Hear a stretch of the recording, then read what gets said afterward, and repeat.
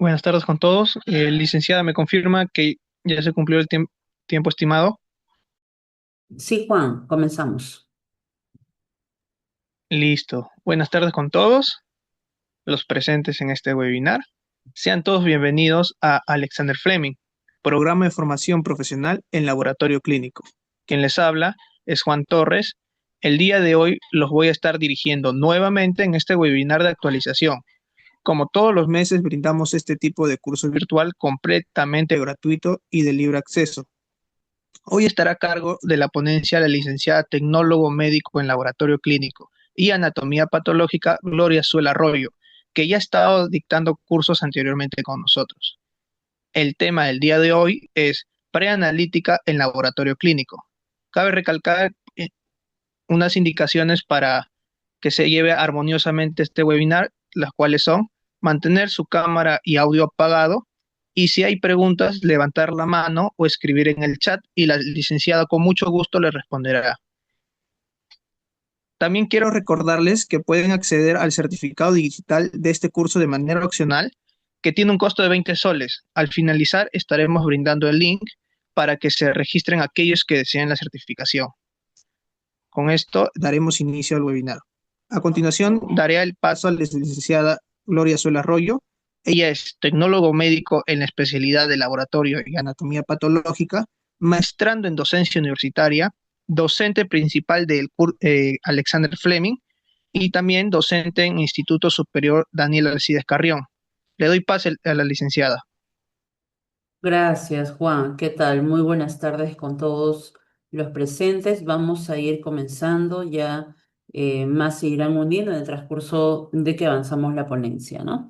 Nuevamente me encuentro frente a ustedes, una vez más, dirigiendo de repente esta ponencia el día de hoy con el tema de preanalítica en el laboratorio clínico. Anteriormente, en los meses anteriores, también hemos visto, ¿no? Los diferentes temas, hemos visto diabetes, también hemos visto hipotiroidismo, ¿no? Tiroides, tuberculosis, actualización de tuberculosis. Entonces, siempre es bueno poder dirigirme hacia ustedes, brindándoles un poco acerca de la información de actualización sobre estos temas, ¿no? Temas que son relevantes e importantes que nosotros constantemente estemos recordando esta información valiosa porque abarca el campo en lo que concierne a nuestra carrera, ¿no? Que es el laboratorio. Es muy bonito hablar del área de preanalítica cuando hablamos de la fase preanalítica. Eh, Ustedes saben que el área de laboratorio cuenta de tres fases, ¿no? Fase preanalítica, fase analítica y fase posanalítica, ¿no? Estas tres fases, en suma, ¿no? Todos un conjunto de procedimientos y técnicas que se van a realizar dentro de estas fases en completo, en conjunto, para poder dar como resultado, como fin, que el paciente pueda ser atendido correctamente, pueda llevarse a un resultado que brinde una satisfacción en cuanto al diagnóstico médico, ¿no? Nosotros somos parte de apoyo al diagnóstico en el área de patología clínica, ¿no? Nosotros brindamos este apoyo a los médicos para poder brindar sus diagnósticos, ¿no? Entonces, es muy importante que dentro de los conocimientos que nosotros tenemos se tenga como una base sólida y se tenga en claro muchos puntos en cuanto a la preanalítica, ¿no? Es que es donde se visualiza mucho más porcentaje de error, que ahorita vamos a ir viendo poco a poco, ¿no?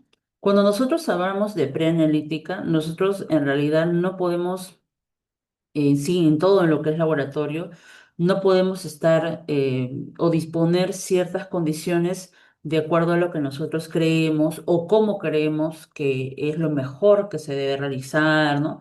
O simplemente porque por ahí un laboratorio lo hizo, yo también lo voy a repetir, no. Nosotros en el área de laboratorio, en esta ciencia que es laboratorio, tenemos que seguir ciertas normas, ciertas eh, certificaciones, ¿no? Que se tiene a nivel internacional. Y esta certificación, ¿no? ISO 15189, que yo sé que muchos de ustedes ya lo han escuchado antes, es muy importante mencionarlo porque va a ser una de las bases o fundamentos en las cuales se trabaja dentro del área de laboratorio, ¿no? No solamente recalco en el área preanalítica, sino en todas las fases del laboratorio.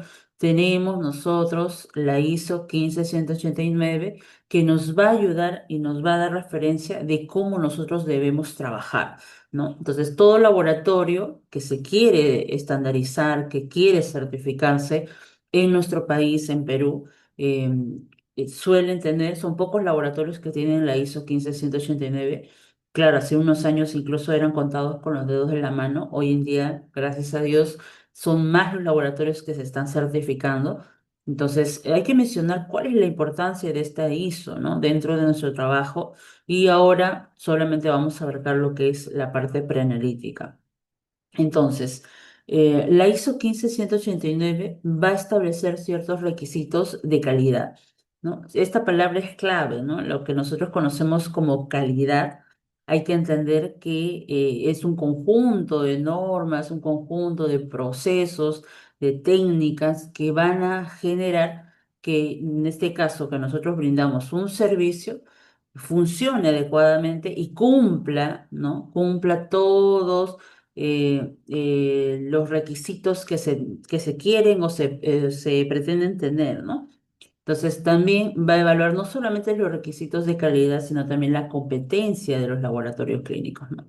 Entonces sabemos que la fase preanalítica es una fase muy crucial en el área de laboratorio. Hay que aplicar esta certificación, esa norma 15189, ¿no? Porque contiene el mayor, ¿por qué la preanalítica se tiene que tener un mayor énfasis? Porque es en esta fase donde se tiene un mayor número de errores, ¿no? Que van a ir afectando la seguridad del paciente, la fiabilidad de los resultados. Si nosotros empezamos mal, todo va a terminar mal. Si la preanalítica no es la adecuada, no se comienza correctamente, ¿no? Siguiendo todos los estándares, siguiendo todas las normas, siguiendo todo ya lo establecido, si se rompe toda esa cadena, básicamente el resultado que nosotros vamos a obtener al final no va a ser el adecuado, ¿no? No se va a trabajar, no se va a dar un buen resultado porque se han comenzado mal, no cumple de repente alguna condición preanalítica o de repente no se ha mantenido la muestra adecuadamente, ¿no? Entonces, todo va a seguir una cadena de errores que al final van a arrastrar o van a dar como resultado un resultado, valga la redundancia, equivocado, ¿no? Ahora, cuando nosotros hablamos de fase preanalítica, vamos a tener en cuenta que va a abarcar desde la preparación del paciente, la solicitud que, con la cual llega el paciente al laboratorio, la toma de muestra que se hace, ¿no? O recepción de las muestras, el transporte, ¿no? Y su almacenaje, ¿no? Entonces, la norma ISO 15189 va a exigir a todos los laboratorios que se implementen procesos rigurosos para controlar y minimizar estos errores que puedan estar dentro de esta etapa, ¿no? Entonces, es necesario que nosotros, que trabajamos en el área del laboratorio, que hemos rotado por diferentes áreas, ¿no? Hemos podido estar de repente en la fase preanalítica, algunos de repente en la fase analítica, otros de repente en postanalítica, ¿no? Entonces, es en realidad rotativo, siempre vamos a llegar en algún momento estar en estar en preanalítica. Por ende, es necesario que tengamos todo esto bien, pero bien manejado, ¿no? Que sea sólido el conocimiento dentro de lo que es fase preanalítica, siguiendo los estándares, siguiendo las normas, en este caso la ISO 15189, también tenemos nosotros la norma técnica en salud 072, ¿no? Tenemos distintas normas, distintas guías que nos van a ayudar a poder saber cómo dirigirnos dentro del área de laboratorio, específicamente en el área de preanalítica, ¿no? Ahora, esto es importante poder manejarlo, ¿no? Y siempre hemos mencionado esto en nuestros distintos cursos, en nuestros distintos talleres que hemos venido brindando, que la fase preanalítica es una fase que en donde se tiene un mayor número de errores, ¿no? La pregunta es ¿por qué? Siempre yo hago esta pregunta a mis alumnos, ¿no? ¿Por qué creen ustedes que la fase preanalítica va a contener el mayor número de errores en porcentaje, ¿no? A ver, los leo ahí por sus comentarios. Los leo, los leo. A ver, ¿qué creen ustedes? A mí no me gusta que yo hable y ustedes me escuchen. Quiero que participen. Si hay alguien que opine, ¿no? ¿Por qué creen ustedes que la fase preanalítica es la fase que contiene un mayor porcentaje de errores, ¿no? Pueden comentar ahí, yo los leo, chicos, en el chat. Entonces la pregunta es ¿por qué, no? ¿Por qué no es la fase analítica? ¿O por qué no la fase posanalítica? Porque es la preanalítica la que contiene un mayor número de porcentaje de errores, ¿no? Ya sea muestra insuficiente, muestra incorrecta, identificación incorrecta, ¿no? Las condiciones de la muestra no es adecuada, todo, ¿no? Rotulación mal realizada, no sé, derramamiento de la muestra, muchas cosas, ¿no? En el caso de, por ejemplo, preanalítica abarca desde el 46 al 68, incluso en algunos lugares hasta 70% nos dicen, ¿no? Imagínense. La comparación, claro, con la analítica y con la preanalítica, que no es tan grande este porcentaje, ¿no? Mucho se habla acerca del manejo o la distribución, en este caso, manual, ¿no? O manejo humano. ¿Qué quiere decir esto? Que nosotros, por ejemplo, en la fase preanalítica tenemos mayor participación. O sea, el ser humano, la persona, nosotros, tenemos mayor participación en la fase preanalítica. Quiere decir que la fase preanalítica es casi 100% manual, ¿no? Ello arrastra mucho todos los errores que les estoy mencionando ahora, ¿no? En la fase analítica, ustedes saben que la fase analítica, hoy en día, que ya se maneja casi todo automatizado, se ha disminuido mucho el porcentaje de error, ¿no? En la fase postanalítica también, que ahora ya se manejan sistemas de resultados en donde básicamente jala ya la información desde la fase analítica hasta la postanalítica y es mucho más fácil. Ya no hay errores de digitación que existía antes, ¿no? Antes existía el error de que digitaban mal el resultado del paciente, ¿no? Se procesaba, se obtenía un resultado y al final se digitaba otro.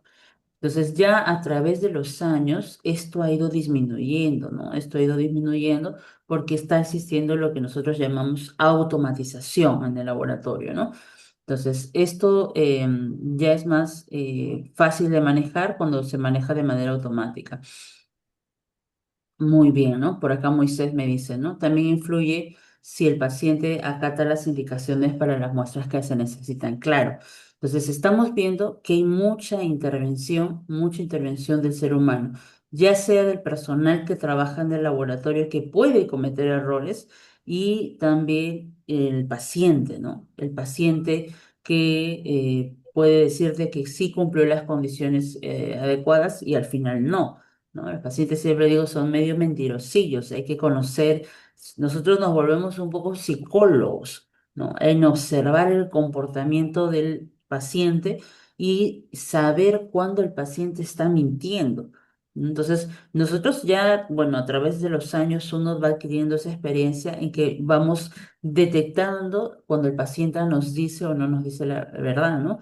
Y ya para ello, poco a poco, pero de todas maneras siempre va a haber ese sesgo de que no sabemos si el paciente en verdad cumple o acata, como dice Moisés, las indicaciones, ¿no? Entonces, aún así, hablamos de una suma de intervención humana, ¿no? Por eso es que hay más errores en esta fase, ¿no? Ya pues de acá a unos años van a ir disminuyéndose, tal vez estos errores se está buscando automatizar también la fase preanalítica. No sé si ustedes han visto por ahí videos en donde se están creando robots para lo que es toma de muestra, ¿no? Entonces, por ahí ya nos van a reemplazar de acá unos añitos, no de repente unos 10, 15, bueno, estamos en Perú, de ahí acá llegará a 50 años, ¿no? Entonces, sí, se está buscando automatizar. ¿Por qué? Porque se busca disminuir los errores, ¿no? Siempre se va a buscar disminuir los errores. Ahora, en la fase preanalítica ya hemos visto que va a incluir todos los procesos, desde la petición de un análisis hasta la preparación de la muestra, ¿no? Para su análisis.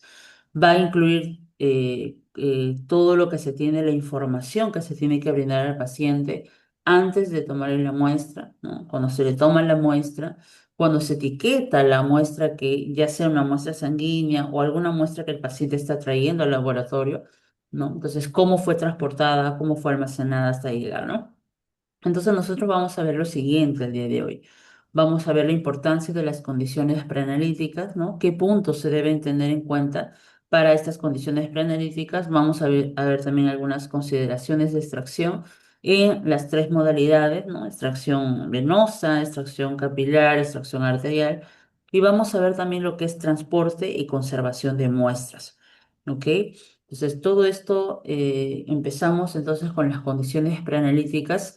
Acá hay varios puntos que nosotros tenemos que tener en cuenta, ¿no? En primer lugar, lo que ya sabemos que es el ayuno, ¿no? El ayuno, usualmente para las pruebas bioquímicas, ya sea glucosa, urea, creatinina, ¿no? Perfil hepático, perfil lipídico, ¿no? Se tiene que cumplir ciertas condiciones. Entonces, ya sea un ayuno de repente de 8 a 12 horas, ¿no? También por ahí algunas van a estar condicionadas a que el paciente o que disminuya o excluya su consumo de ciertos alimentos para evitar que estos analitos bioquímicos salgan alterados, ¿no? Ya sea el consumo de grasas, carnes rojas, vitaminas o medicamentos, ¿no? Por ejemplo, en el caso de grasas, cuando nosotros tenemos o el paciente tiene dentro de su solicitud lo que son perfil lipídico, ¿no? Paciente, el médico le da la orden, le da la solicitud médica, el paciente llega al laboratorio y dice, bueno, señorita, acá está la orden, ¿cómo debo venir? ¿Qué debo hacer, no? O me puedo tomar ahorita, ¿no? Tú ves la hora, son las 12 del mediodía, imposible, ¿no? Que se lo tome. ¿Por qué? Porque muy aparte de que tiene un ayuno prolongado, puede que el paciente un día anterior no haya cumplido las condiciones adecuadas, en este caso, de cenar temprano, ¿no? O de repente evitar el consumo de grasas, ¿no? Entonces, hay que tener en cuenta eso antes de permitir o realizar la toma de muestra, ¿no? No solamente para grasas, ¿no? Sino también, por ejemplo, para carnes, ¿no? Carnes rojas, mariscos, cuando el paciente, por ejemplo, ¿no? En la prueba de ácido úrico. En la prueba de ácido úrico en sangre, el paciente tiene que cumplir una cierta, aparte del ayuno, ¿no? Cierta dieta de 3 días de no consumir, por ejemplo, ese tipo de alimentos, ¿no? ¿Por qué? Porque el ácido úrico va a volar, ¿no? Entonces, hay un sesgo de resultados si es que hay ese tipo de consumo, ¿no? Entonces, así. Ahora, ¿qué me dice la ISO 15189 ante estas condiciones que ustedes están viendo, ¿no? La norma es bien clara. Indica que el laboratorio tiene que brindar toda esta información al paciente. El laboratorio tiene, ¿no?, que tener un folio, un documento en donde se plantee todas estas condiciones de manera clara, ya sea que el personal que trabaja, ¿no?, el laboratorista, quien va a hacer que dé la información, tenga la información clara, que haga llegar al paciente también esta información. Entonces, nuestra información, que usualmente es verbal, ¿no? Tú le dices, señora, ¿no? Tiene que venir en ayunas, tiene que realizar esto, tiene que realizar otro. Ustedes saben que el paciente muchas veces, hace rato mueve la cabeza que dice que sí, pero llega a su casa y no sabe, pues, qué ha pasado. Entonces, en algunos lugares apuntan al pacientito, ¿no? Le apuntan a un costado de su orden cómo debe venir, para que no se olvide y en otros momentos de repente le dan unas hojitas, ¿no? Ahora se están dando unas hojitas o unos folletitos en donde se indican las condiciones en las cuales debe venir el paciente, ¿no? Eso no reemplaza la información verbal, por si acaso, ¿ya? Eso no reemplaza la información verbal. No es que el paciente llegue, tú ves qué solicitud es, qué prueba es, agarras la hoja, lo engrampas y le dices, ya lo lee en su casa, ¿no? No reemplaza, por si acaso, ¿ya? Tiene que haber una información verbal. La información física que se le da al paciente, se le entrega, es opcional.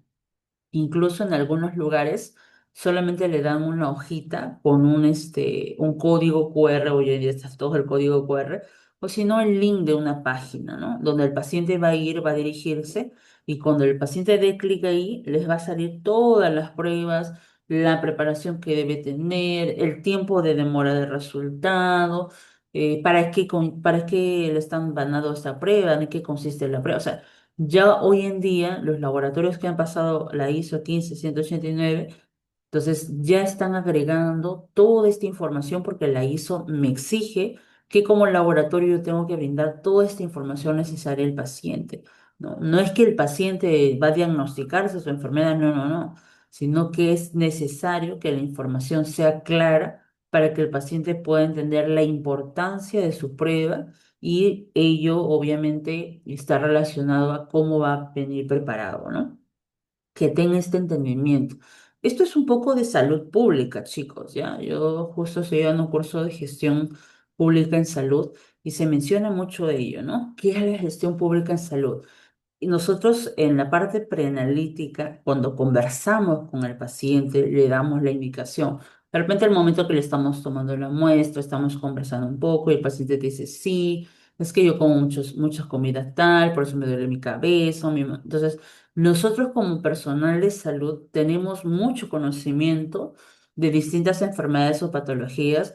Sabemos también muchas cosas relacionadas a nuestra carrera y le brindamos esta información necesaria, básica, ¿no? Al paciente, de que, por ejemplo, ¿no? Sí, claro, o sea, si usted tiene familiares diabéticos, ¿no? De repente tiene que cuidarse más de su consumo de carbohidratos, o sea, son informaciones básicas. Entonces, cuando nosotros le brindamos información al paciente, básicamente tú lo estás, eh, le estás enseñando, le estás orientando porque en un futuro, ¿no? El paciente va a tener conciencia de la prueba que le están mandando, de la importancia de esta prueba, la importancia de nuestro trabajo. Entonces, es una base muy sólida para que el paciente pueda entender todo esto, ¿no?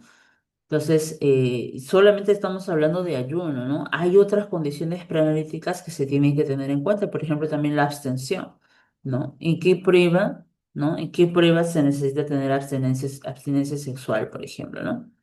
O de repente alguna estimulación hormonal, ¿no?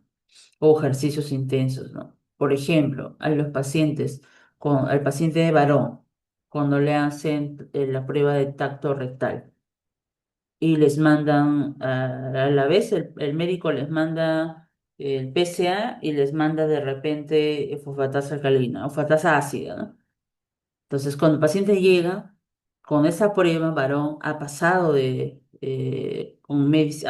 por médico, ¿no? El urólogo, le vas a tomar la prueba así nada más. ¿Qué preguntas le tienes que hacer al paciente en ese caso? ¿No? ¿Qué pregunta le haces a un paciente que ha pasado tacto rectal y que tiene la prueba de PSA o fosfatasa ácida? ¿Qué pregunta le haces? ¿Le tomas de frente? Entonces, se dan cuenta que hay ciertas pruebas que no se realizan por tomar, ¿no? Entonces nosotros tenemos que tener, y ahora ya los laboratorios se han modernizado mucho, porque es muy sencillo trabajar esto, ¿no? Hasta con el Excel te puede ayudar fácilmente que se coloquen las pruebas, que se coloquen las condiciones, las indicaciones de cómo debe estar preparado el paciente para ciertas pruebas, ¿no? Igual la abstinencia sexual. ¿En qué caso se le pide al paciente que tiene que tener una abstinencia sexual de 3 a 5 días? ¿No? ¿Para qué prueba? Paciente varón, ¿no? Espermatograma, o sea, ¿no? Y en el caso de las damas que le piden abstinencia, bueno, eso es ginecología, pero para hacer su prueba de PAP, ¿no? Entonces, son ciertas condiciones preanalíticas que se deben tener en cuenta, ¿no? No se toma a la ligera mucho esto porque eh, está muy fundamentado lo que nosotros vamos a obtener posteriormente en la fase analítica y le vamos a entregar al paciente está muy relacionado a cómo tú preparas a tu paciente. Si tú no preparas a tu paciente, si no tú no tomas importancia en esto, todo lo que se haga después es en vano. ¿Ya? Todo lo que se haga después va a ser en vano porque no, o sea, el procedimiento, hay que entender que el procedimiento analítico, y eso siempre yo lo resalto a los chicos, el procedimiento analítico, ¿no? Nosotros en laboratorio, el laboratorio es una ciencia, ¿no? Que está basado en evidencia. Esa evidencia siempre va a cumplir o va a darse si es que se cumplen las condiciones adecuadas, ¿no? Si algo en esa cadena se rompe, se quiebra o no se cumple, lo demás ya no tiene sentido.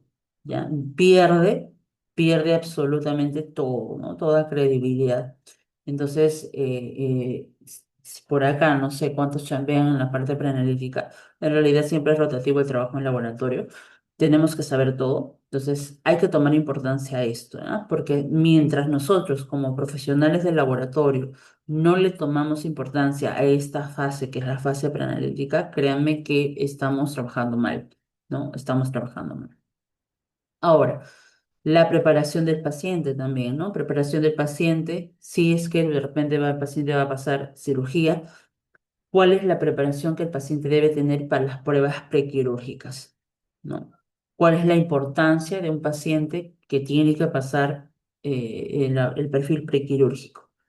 O de repente, no sé, un raspado para cultivo de KOH, o de repente para un cultivo de secreción vaginal o secreción uretral o secreción faríngea.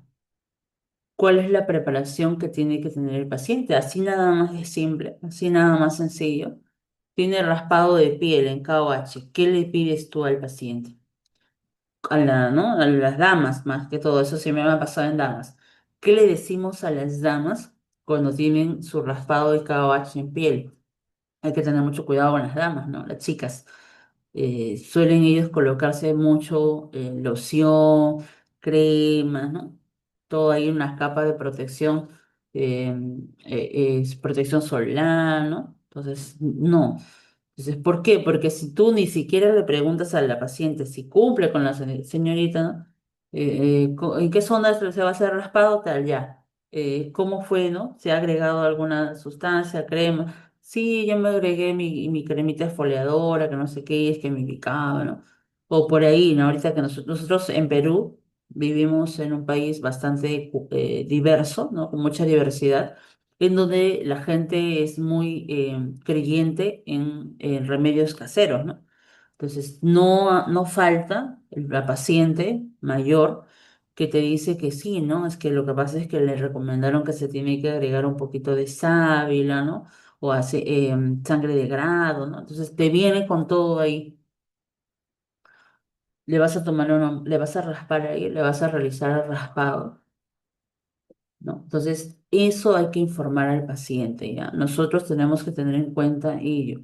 Yo siempre lo recalco esto, ¿por qué? Porque incluso mis propios alumnos me cuentan sus experiencias como pacientes, ¿no? En el seguro, ¿no? Ya sea en el SIS o el seguro de salud. Ustedes mismos, de repente acá los que están presentes, tendrán en cuenta esto de que cómo les atienden en el área de laboratorio, ¿no? Si ustedes han tenido una muy bonita experiencia en laboratorio, les felicito y qué bonito por ustedes, ¿no? Pero muchos de los casos que a mí particularmente me han hecho llegar es que no, ¿no? Ni siquiera les han dicho nada, ni siquiera les han mirado a los ojos. Ha sido tan brusco, tan déspota la atención de parte del laboratorista que deja mucho que desear, ¿no? Y es penoso porque tú eres laboratorista, ¿no? Entonces, como laboratorista, ¿qué le dices a otro laboratorista en cuanto a su atención? Bueno, su atención preanalítica, que ni siquiera te preguntó si estabas en ayunas, ni siquiera te preguntó si cumplía las indicaciones, nada, ¿no? Simplemente nada, y te tomó la muestra y ya está, estira el brazo y se acabó. Entonces se dan cuenta, ¿no? Y es una realidad, o sea, ya estamos hablando de algo que es real, ¿no? Ya tocando un poquito carne, como se dice, ¿no? Y ustedes, si por ahí trabajan en en el área de laboratorio, no me dejarán mentir, pues, ¿no? De repente, de repente no ustedes, pero por ahí algún compañero o compañera, ¿no? Ahora, también hay que tener en cuenta los requerimientos, ¿ya? Hay requerimientos básicos que nosotros tenemos que tener en cuenta cuando un paciente llega al área de laboratorio, ¿no? Por ejemplo, si el paciente tiene la famosa prueba test de tolerancia oral a la glucosa, ¿no? ¿No? ¿Qué se pide en esa prueba? Tú tienes que informar claramente al paciente, en primer lugar, para los que no saben, el test de tolerancia oral a la glucosa, el paciente tiene que tomar glucosa diluida, 75 gramos de glucosa diluida en agua, y tomarlo, ¿no? Tomarlo y se le va midiendo al paciente cada 30, 60, una hora, ¿no? Se le van midiendo las concentraciones de glucosa, ¿no? Entonces, cuando un paciente te viene y te dice, señorita, ¿sabe qué? El médico me mandó esta prueba, ¿qué debo hacer? ¿Qué debo traer? O sea, o cómo, ¿me pueden tomar ahorita? ¿Cómo es el asunto, no?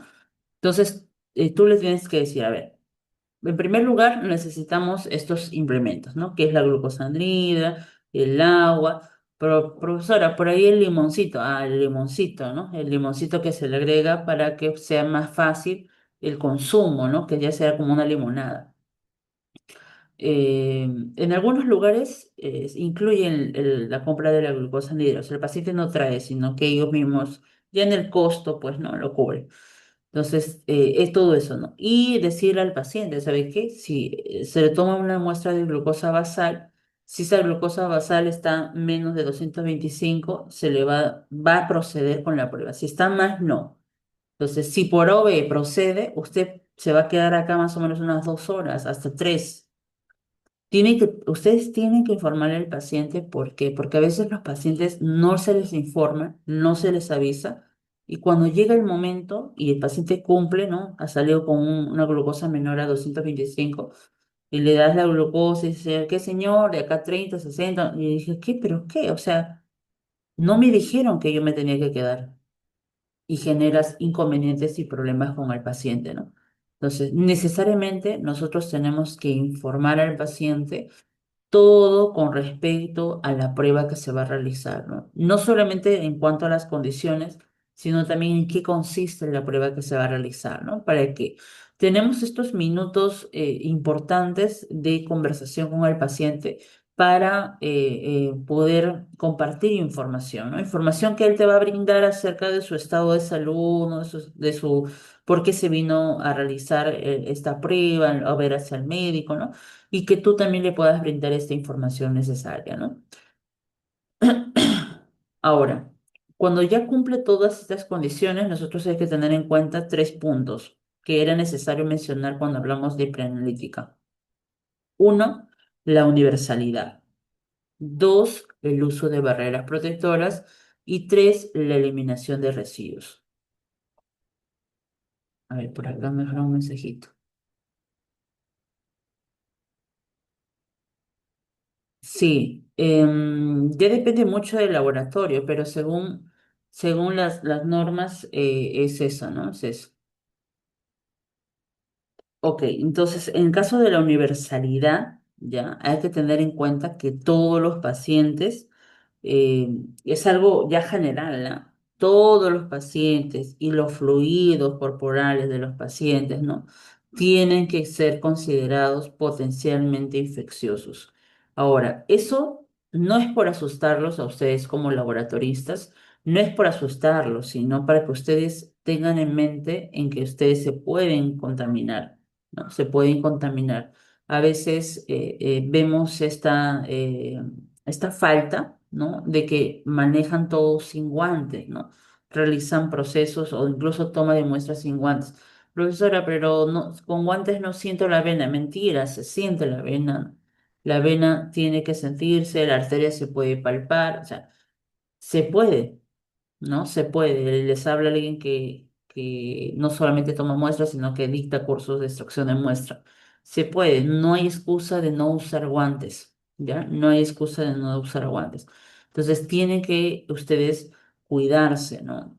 Tener en mente que todo lo que se recibe en el laboratorio, ojo, en el laboratorio no solamente recibimos sangre, recibimos todo tipo de muestra, bueno, secreción que sale de un paciente, ¿no? He mencionado varias, secreción faríngea, secreción uretral, secreción vaginal, ¿no? Entonces, y más secreción de herida, y más esputo, líquido sinovial, líquido asítico, líquido pleural, wow, y una cantidad, un sinfín de muestras. Entonces, dependiendo de esto, ¿ya? Dependiendo de esto, nosotros tenemos que mentalizarnos de que tenemos que cuidarnos, ¿no? O sea, todo nos puede contaminar, ya sea el paciente, ya sea las muestras. El webinar pasado, nosotros tuvimos actualización de tuberculosis, ¿no? Hablamos de TB. Nosotros sabemos que Perú es un país endémico de TB. O sea, tenemos TB acá. Es así, es la realidad. Dura, pero es la realidad. Entonces, nosotros tenemos que tener en cuenta el segundo punto, el uso de barreras protectoras, que no solamente es el mandil descartable, los guantes, sino también la mascarilla, ¿ya? Y es importante, no solamente que venga la pandemia usamos mascarilla, no, ya tenemos que usar mascarillas, ¿no? Y hago más énfasis si están ustedes en un servicio de atención, ¿no? En un servicio de atención en salud, ya sea que atiendan a los pacientes o trabajen en una posta, centro médico, hospital, clínica, policlínica, donde estén, usen mascarilla, ¿ya? Porque obviamente estos lugares son lugares donde va a haber más factibilidad de contaminarse, ¿no? Entonces, cuídense, chicos, por favor, cuídense, ¿no? Tengan todas estas medidas, estas barreras protectoras. Y la eliminación de residuos también es importante y es algo que muchas veces se desconoce y lo estoy viendo más aún en los estudiantes en que no disciernen mucho en cómo deben eliminar lo que se utiliza en el laboratorio, ¿no? Que son residuos sólidos. Por ejemplo, dónde desechan los guantes, dónde se desechan las mascarillas, los gorros, ¿no? Que obviamente han tenido contacto con muestras biológicas. ¿No? Muchos descartan todo en lo que estamos acostumbrados nosotros en el tacho negro, que es para desechos generales, ¿no? Entonces, tiene que haber este fortalecimiento en saber, ¿no? ¿Qué se desecha en el tacho rojo?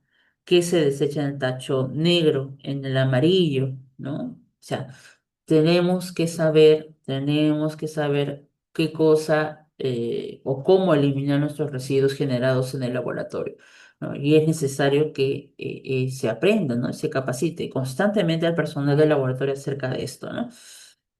Otro punto importante dentro de estos es el lavado de manos también, ¿no? Y esto tiene también relación cuando hablamos de bioseguridad. La norma 15 ISO 15289 me dice que los laboratorios clínicos no tienen requisitos particulares para la calidad y la competencia y estos están enfocados al lavado de manos, ¿no? Dentro del marco del sistema de gestión de calidad en el laboratorio, específicamente en requisitos de seguridad y bioseguridad, ¿no? También tenemos la norma técnica 072 del MINSA, que también se refiere al lavado de manos, más que todo al manejo de residuos hospitalarios, ¿no? Y establece la importancia del lavado de manos como una barrera fundamental de la bioseguridad, ¿no? Y aquí se ven varios puntos en realidad, ¿no? Se ve lo que es prevención de la diseminación de patógenos, se ve lo que es protección del personal, control de la infección cruzada, ¿no? Aseguramiento de la calidad del resultado también. Miren, yo les comento algo, ¿no? Ustedes pueden ver la imagen, ¿no? Ven la imagen, los 11 pasos, ¿no?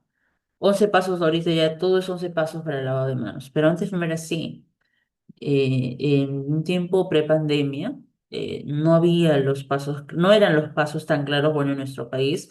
Entonces, muchas veces en hospitales, clínicas, algunos decían, ¿no? 18 pasos, 15 pasos, 13 pasos, 20 pasos, 21 pasos. Incluso había la confusión con el tema del lavado de manos quirúrgico, ¿no? Este es un lavado de manos clínico, el quirúrgico es diferente y es aparte, ¿no? Entonces, siempre ha habido esta confusión, ¿no? Incluso el lavado de manos que llega hasta en las muñecas, hasta el codo, algunos, ¿no? Entonces, hubo este tema, ¿no? Ya cuando pasa el tema de la pandemia del COVID, como muchos saben, hubo una contaminación dentro de las áreas, ¿no?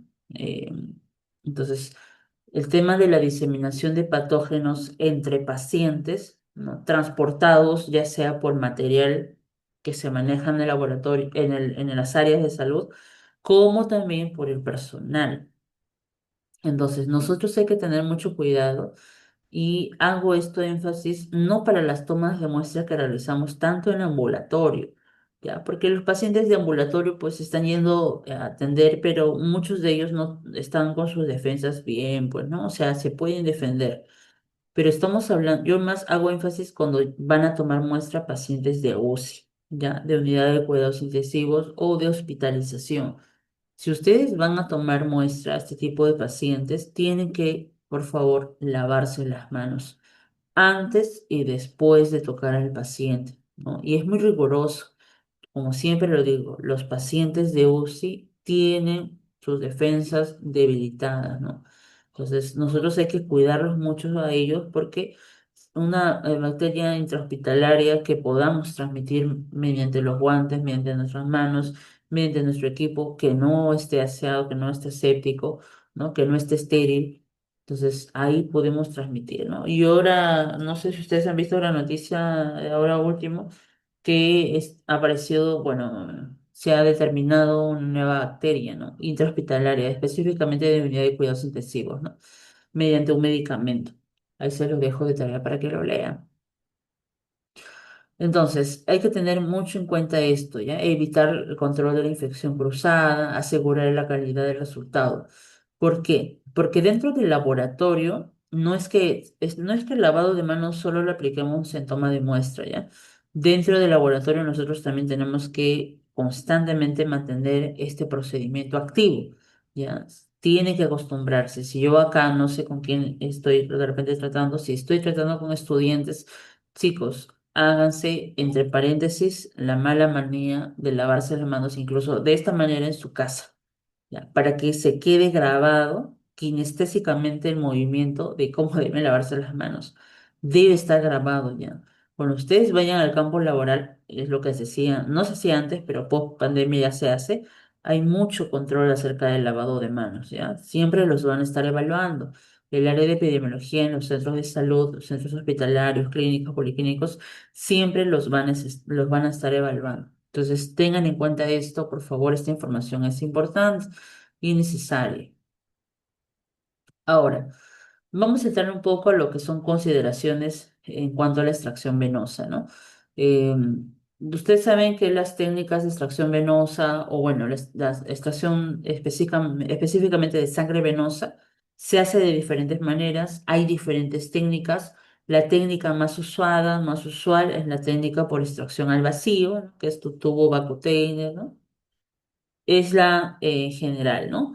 Pero tenemos otras técnicas de extracción también, que depende de extracción con alita, extracción con jeringa, ¿no? Con aguja libre. Todo ello va a depender mucho del tipo de paciente que ustedes tengan, ¿no? Entonces, el objetivo siempre, en una de las consideraciones que se debe tener en primer lugar, es la bioseguridad, ¿no? Tener cuidado, mucho cuidado al momento de que voy a realizar mi extracción, mi flebotomía, ¿ya? Todo, siempre, y eso va para las tres técnicas, para los tres tipos de extracción, siempre los EPPs, ¿ya? Los EPPs. Ahora, la calidad asistencial también es importante. Nosotros como flebotomistas, ¿no? Que hacemos la extracción, tenemos estos minutos de importancia de poder conversar con el paciente. No sé si ustedes de repente se están dando cuenta, yo siempre resalto esto, ¿no? Cómo tratas a tu paciente, ¿no? Cómo co- eh, eh, coincides o conversas con el paciente acerca de las pruebas que se está realizando. Muchos de los pacientes aprovechan estos minutos porque solo son minutos, ¿no? Y eso, minutos, hablo de 2, 3 minutos que puedas estar con el paciente al momento que estés realizando la extracción. ¿Cómo la aprovechas, no? Conversas con el paciente, pides la información necesaria. Yo les comento que hay algunos lugares que han adicionado dentro de su proceso de toma unos formularios. En los formularios se indica ahí, ¿no? Los datos del paciente y también indican, ¿no? Cuál fue el motivo de la extracción, ¿no? De la prueba. Ahí tiene que colocar de repente, ¿no? Para diagnóstico, sospecha, ¿no? O control, o que te dan un espacio y el personal de toma lo tiene que llenar. ¿No? De ahí dice, ¿no? El paciente toma algún medicamento, lo tiene que llenar, ¿no? El paciente es un paciente anticoagulado, tiene que llenarlo. Y hay muchos datos en los cuales el paciente tiene que responderte a esta pregunta, ¿no? A este test. ¿Y quién toma el test? El personal del laboratorio. Antes no existía eso, ¿por qué? Porque antes nosotros, que al momento que tomamos la muestra, conversamos con el paciente y le preguntábamos toda esta información y sinceramente se quedaba grabada. Cuando pasaba algo nos decían, a ver, por ahí el paciente, ¿se acuerdan de tal paciente? ¿Qué pasó? Quien le tomó la muestra decía, uy, sí, este paciente es un paciente diabético, tal, tal. Pero ahora todo ello, como es muy subjetivo, ahora se ha vuelto objetivo. Entonces ya se maneja estos formularios en donde el tomador de muestra llena toda esta información y esto ya se tiene como una historia clínica, ¿no? Porque para los que están presentes, como sabrán, nosotros no manejamos historia clínica del paciente, entonces esta información queda grabada para nosotros, ¿no? Ahora, el tema de la vocación de servicio también, ¿no? Hay que brindar un servicio que proporcione al paciente no solamente empatía, compasión, confianza, también una buena apariencia profesional, ¿no? Y eso nos va a volver flebotomistas más exitosos, ¿no? Entonces, como nosotros bueno, acá dice Alexis, ¿no? Hay pacientes muy desconfiados que al hacer este test imaginan que sus resultados serán inventados, ¿no? De acuerdo a sus respuestas. Sí, pero recuerden que las preguntas que nosotros hacemos no es preguntas que van a adquirir información de repente que pueda asustar al paciente, ¿no? Como menciona Alexis. Aunque sí puede haber pacientes también de ese tipo, ¿no? Pero son más que todo preguntas en base a su información clínica, ¿no? ¿Qué medicamentos toma? ¿No? De repente sufre de alguna patología, algún antecedente, ¿no? Todo eso porque para nosotros nos sirve bastante, ¿no? Entonces, obviamente no le vas a preguntar, pues, ¿no? ¿Cómo se llama su mamá, su papá, ¿no? Su hermano, dónde vive? Es una información que no es relevante para nosotros, ¿no? En ese sentido. Pero sí, hoy en día ya se está haciendo esto, ¿no? Se está realizando este procedimiento. Entonces, sí es necesario, chicos, que nosotros entendamos. Ahora, esto se está haciendo porque también la ISO 15189 menciona esto, que los laboratorios necesitan tener esta información. Esta información es valiosa, en realidad, es muy valiosa. Entonces ya por ello es que se están añadiendo estos test de información clínica, ¿no? Porque como sabrán ustedes, nosotros no contamos, no tenemos mucho acceso a la información clínica del paciente, a la historia clínica del paciente, ¿no? Y eso más que todo los médicos lo manejan. Pero nosotros, al momento de hacer nuestra interpretación, nosotros necesitamos esta información, es valiosa, ¿ok? Ahora, ya cuando realizamos la toma de muestra, otro punto importante es la parte de los datos del paciente, ¿no? De la información que se coloque en los tubos de toma de muestra. Hay dos tipos de rotulación, ¿ya? La rotulación manual, que es la que ustedes observan acá, ¿no? Rotulación manual. Y hay otra rotulación que ahora ya se ha hecho muy conocida, que es por medio de estos códigos de barra, ¿no? Estos códigos de barra, en donde obviamente está la codificación de barra, está el nombre del paciente, ¿no? Está por ahí la fecha de toma de muestra, la hora, ¿no? La prueba, en algunos lugares incluso dice la prueba a la cual va dirigida, ¿no? Hemograma, hemoglobina, grupo sanguíneo, todo te dice acá, ¿no? Y el nombre del paciente, su edad, su DNI y toda la información que ustedes se puedan imaginar, ¿no? Que entra también, pues, ¿no? E incluso dicen tubo lila, ¿no? Porque algunos se confunden en el sticker, ¿no? Se confunden de repente o no saben qué prueba tomar, con qué tubo, entonces ahí te dicen, ¿no? Prueba tal, tubo lila, tubo amarillo, otra prueba, tubo verde. Entonces ya hoy en día se está mejorando la parte de automatización en la codificación, ¿no? Entonces tienen que tener el nombre completo del paciente, número de identificación del paciente también, fecha de recolección, ¿no? Hora de recolección, las iniciales también de repente de quien hizo la recolección.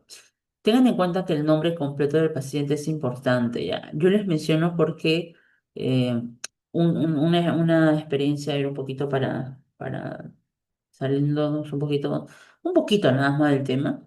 Una vez llegó a la clínica dos hermanitos.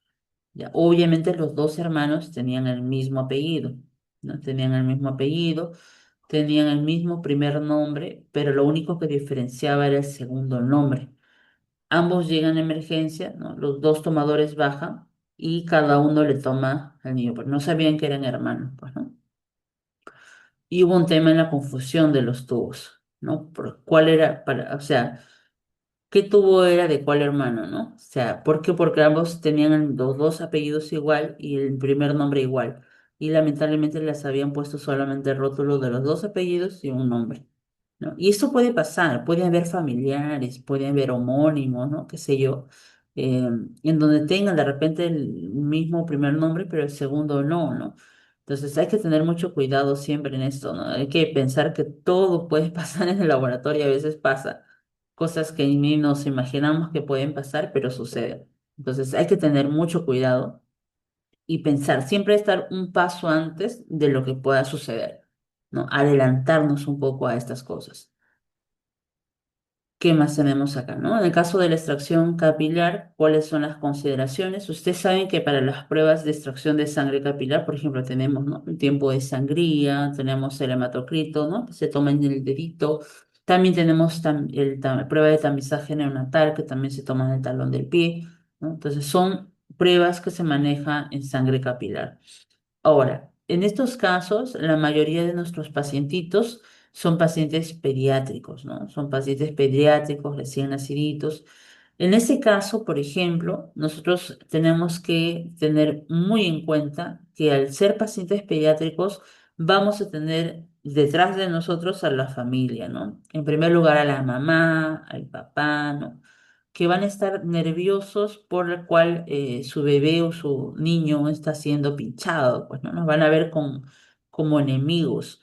Entonces nosotros tenemos que cuidar y controlar la situación cuando realicemos una toma de muestra de este tipo, ¿no? Entonces, sí tenemos que evitar lesionar a los pacientes, obviamente, con más de una punción, porque ya de por sí el niño con la primera punción va a sufrir, va a llorar, va a gritar. Una segunda punción ya solamente si es necesario, ¿no? La idea, el objetivo es de que ustedes puedan manejar la situación, no solamente del momento del llanto del niño, que eso no les distraiga, que eso no puede interferir en su trabajo, sino también manejar a los padres, ¿no? Porque a veces el papá o la mamá está más nervioso que el niño, hasta lloran los papás, mamá, papá, y se ponen a llorar. Es verdad, se ponen a llorar. Entonces, ¿cómo manejar esa situación, no? No es que no les digo que ustedes sean malos con la familia, sino que sean serios, mantengan su ética profesional, ¿no? Y de repente sí, el intervenir, ¿no? A la intervención del mamá o papá interfiere en su trabajo, que es su toma de muestra, ¿no? O los distrae, pedir amablemente que el papá o la mamá, ¿no? O quien esté ahí y demás espere afuera hasta que ustedes terminen de realizar el procedimiento, ¿no? Es mejor así. Si hay papás o mamás que son un poquito más gruñones, ¿no? De repente más gritones, o que todo te están vigilando, tú estás realizando tu toma y parece que la cara está al costado, no te van a dejar tomar o realizar correctamente tu procedimiento, así que es mejor pedir amablemente que el familiar se retire y espere afuera hasta que tú termines, ¿no? Amablemente, porque para los que han trabajado de repente en área de toma de muestra, ustedes saben cómo los médicos muchas veces a los familiares les dicen, ¿no? Entran y dicen, espera afuera, así, en seco, las enfermeras también, ¿no? Nosotros tenemos que hacer un poco la diferencia en tratar un poquito mejor al familiar y que por favor tienen que esperar afuera, ¿no? Entonces, eso va a ser diferente, ¿no? Ahora, eso es en cuanto a los niños pediátricos, ¿no? Para la toma de muestra de repente a pacientes mayores, a los viejitos, ¿no? Que se les quiere realizar una toma de muestra en sangre capilar, hay que tener muy en cuenta que en el caso de ellos la piel es muy distinta, ¿ya? Es muy distinta la piel de un bebé, de un niño, de un adolescente, de un adulto, varón o mujer y ya de un adulto mayor, ¿no? La piel es muy distinta, ¿no? Si por ahí ustedes quieren tomarle un tiempo de sangría, de repente en la orejita que lo siguen tomando, ¿no? ¿Cómo tomarle a un paciente adulto mayor? Le pinchas y no sale nada, ¿no? Y la parte del lóbulo de la oreja es grande, ¿no? Caído. Para las abuelitas que se ponen aretes, ¿no? Se ponen aretes y el arete cae, ¿no? Y el lóbulo lo tienen caído. Entonces es más complicado. Entonces, tiene que tener en cuenta todo este tipo, todo este escenario con el cual se van a encontrar, ¿no? Al momento de realizar una extracción capilar. En el caso de la extracción de sangre arterial, eh, el procedimiento para sangre arterial es un poquito más dificultoso, ¿ya? Por ejemplo, nosotros hemos desarrollado ya varias fechas los talleres de sangre arterial con los chicos presencialmente y de por sí, muy aparte, ¿no? Porque los chicos se practican entre sí, de ser un procedimiento un poco doloroso. que muchas veces, y yo les digo a los chicos que han participado, está bien que participes, está bien que te pinchen, ¿no? ¿Por qué? Porque el dolor que tú sientes también lo va a sentir tu paciente. Entonces, tú ya sabes cuál es el dolor que se siente, así que vas a tener que comprender que cuando tú vas a tomar la muestra al paciente, el paciente va a gritar, se va a quejar, le va a doler, porque tú también lo has sentido, ¿no? Entonces, hay que comprender, ser empáticos con los pacientes, ¿no? Entonces, en el caso de la sangre arterial, no vemos vena, no sentimos la vena porque no es vena, es arteria. En la arteria tenemos que sentir el pulso.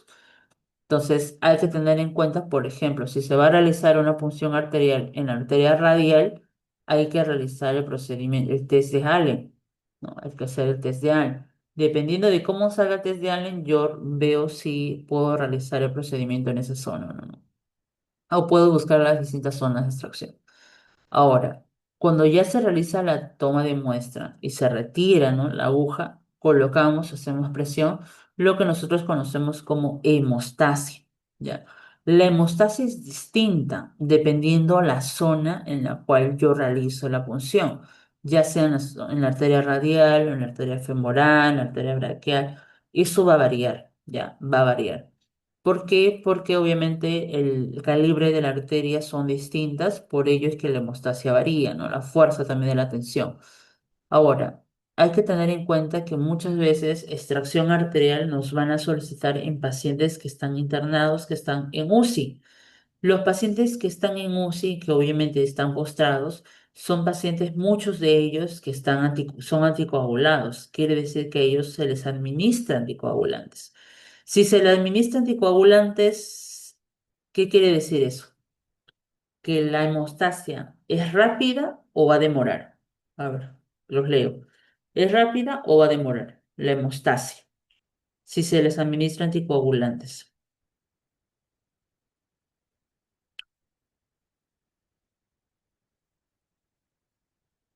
A ver, para que me contestaron.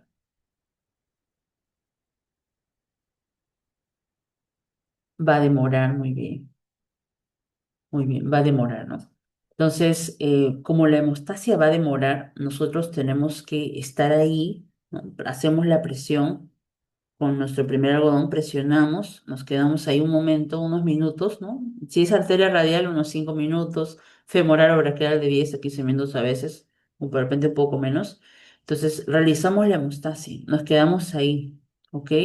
Después de unos minutos, levantamos un poco para ver si ya se ha realizado la coagulación. Ustedes van a ver el algodón empapado de sangre, ¿ya? Porque la arteria tiene una fuerza, ¿ya? Muy diferente a la vena. Si por ahí ustedes que han hecho prácticas, han hecho una relación, una extracción sangre venosa y por ahí se han equivocado, han sacado la aguja, la vena ha chorreado, ¿no? Chorrea para abajo. En cambio, en la arteria, ustedes retiran, si están en la arteria, retiran la arteria sale como chisguete, porque tiene una fuerza, pues tiene una fuerza, una presión. Entonces, ello hace que cuando yo coloque el algodón para la hemostasia, el algodón se va a empapar de sangre. Si yo solamente coloco ese algodón, le pongo el esparadrapo y me voy porque tengo más tomas, ahí va a haber un problema. Ya, va a haber un problema. ¿Por qué? Porque el paciente va a sangrar, el algodón va a chupar toda la sangre hasta que llega un momento que ya no puede seguir chupándose más sangre, absorbiendo más sangre, y eso va a comenzar a filtrarse. Va a filtrar obviamente el brazo del paciente, va a derramarse en la sábana, ¿no? Y al final van a ver al costado del paciente o donde han tomado la muestra todo ensangrentado, ¿no? Que puede llevarse a pensar de que puede el paciente tener una hemorragia, ¿no? Y ahí sí se van a ocasionar un problema muy grave. Entonces, es algo que ocurre, que no debería pasar, no, no es algo inventado, pasa más de lo que ustedes creen. No debería ocurrir, ¿no? El tiempo de extracción de sangre arterial no es el mismo tiempo de extracción de sangre venosa. No tiene por qué ser el mismo, porque son diferentes. Nos tenemos que tomar el tiempo adecuado, por más que tengamos muchos pacientes, tenemos que asegurarnos que así como encontramos bien a nuestro paciente, tal cual lo tenemos que dejar, ¿no? Entonces, Antes de retirarnos, tenemos que asegurarnos de que el paciente está en óptimas condiciones. Así, tú lo encontraste tapadito con la camilla, ¿no? Toda subida, todo tranquilito, así lo tienes que dejar, ¿ya? Así lo tienes que dejar. Ahora, si van a tomar gasometría arterial, en este caso, ¿no? Para gases arteriales, si toman la gasometría, recuerden que la gasometría se procesa en la temperatura ambiente, se puede mantener la muestra en 15 minutos, si no, tiene que ser refrigerada, ¿no? Mantenida en refrigeración. Si tienen muchos pacientes para AGA, ¿no? Después de 3 a 4 AGAs pueden mantenerlo en unos coolers con gel, ¿ya? O sea, la idea es mantener la muestra, ¿no? Hasta que sea llegada al laboratorio y sea procesada lo antes posible, ¿no? Porque el AGA, pues, es una prueba de emergencia que se requiere lo más antes posible su resultado, ¿no? Entonces, eso hay que tener en cuenta, ¿ya? Ahora, vamos a ver lo que es transporte de muestras. Ya estamos un poquito llegando al final. Uy, hay muchas cosas más que hablar en preanalítica. Bastantes puntos. Espero que hasta el momento les esté siendo un poquito recordatorio, actualizando un poco lo que ustedes ya han llevado, si por acá están estudiando o de repente ya han terminado, ¿no? Para reforzar estos puntos. Ahora. Cuando nosotros hablamos de transporte de muestras, tenemos que tener en cuenta que este proceso de transporte, ya sea eh, cuando de repente referenciemos muestras a otros lados o pruebas que nosotros no realizamos y se referencian, si por ahí no son de hospitales o centros de salud que mandan sus muestras a la INS o a las DIRIS, ¿no? eh, hay que tener en cuenta que tiene que ser enviado de cierta manera, ¿no? Entonces, en primer lugar, todo laboratorio debe que disponer de registros para el control de tiempo y temperatura en los transportes que se realizan, ¿no? Entonces, estos equipos de transporte, ¿no? Estos coolers, ¿no? Tienen que tener unos termómetros pequeñitos, si es posible, que maneje a qué temperatura está siendo enviada estas muestras, ¿no? Y se debe respetar esto, ¿no? Se debe respetar. Si se envían muestras de secreción o de hisopado, ¿no? Que se mandaban antes las pruebas de COVID, así para molecular, tenían que estar entre 2 a 8 grados. Entonces se metía gelpa de tal manera que mantenga esa temperatura hasta que llega la INS o llega a las DIRIS, llegaba a las DIRIS y el personal que recibía en DIRIS tenía que cerciorarse de que las muestras hayan llegado a la temperatura adecuada, ¿no? Porque si no, prácticamente todas esas muestras, ese bloque de muestras, si no ha llegado a transporte a la temperatura adecuada, prácticamente ya no valían, ¿no? Entonces ahí hay un tema de ver qué se debe hacer con esas muestras, no se pueden perder. Por ello es que es importante mantener todo esto, ¿no? También es importante que se mantenga un registro de quién es la persona encargada del transporte y la hora de entrega de las muestras en el laboratorio, ¿no?